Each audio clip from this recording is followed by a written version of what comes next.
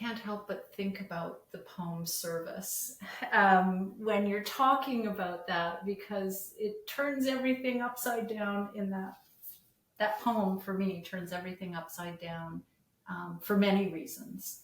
I'm wondering if you could read Service or tell us a little bit about your perspective on Service. It came at a different point because this book is really set up chronologically. So there are selections from each of my books from 1996 until poems that have not been published yet in a book.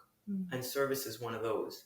So the poem I just read from, the Walking the Hospital, was in a book that came out in 2017. And Service was written during the pandemic.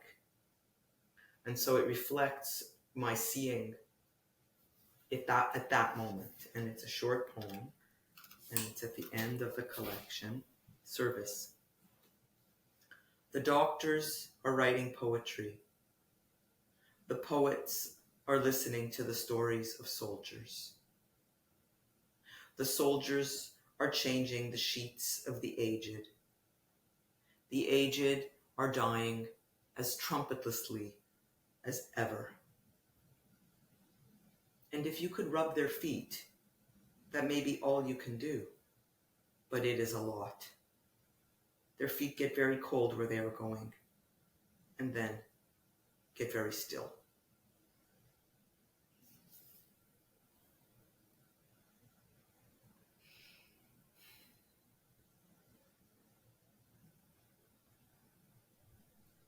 When I read that poem, and as I hear it now, I had never heard a better description of the healthcare system during the pandemic.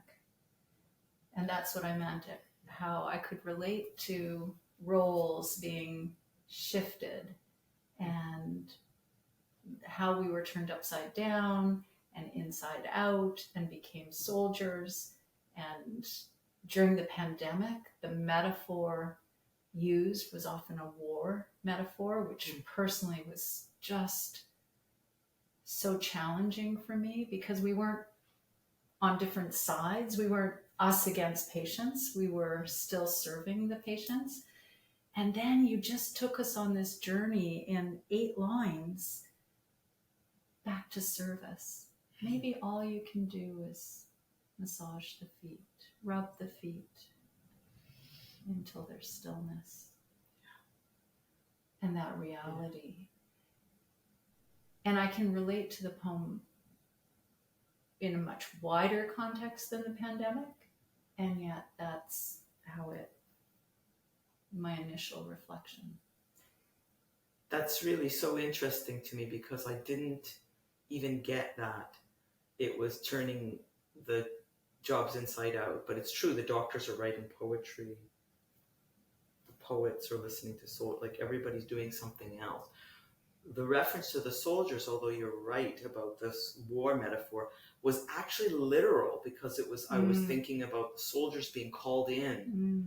I think weren't they called in to long-term care? Wasn't military called in? And yet we all were. We were being deployed and redeployed. Using that language. The language was of war. Yeah. Casualties. Yeah. You know, we were in battle. And I, at one point, chose to notice when I was using war metaphors and to choose not to return to compassion.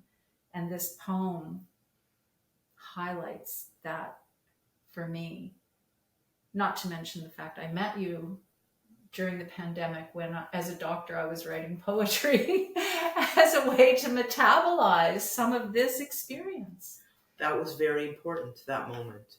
And when we met online doing those poetry workshops, I put out that offer for people, the Poetry Crash Card, I think I called it. And people from, doctors from the States, just, you know, it was early, it was May, and people were, well, I was wanting to offer something, but I was also doing it for myself too, and we were metabolizing.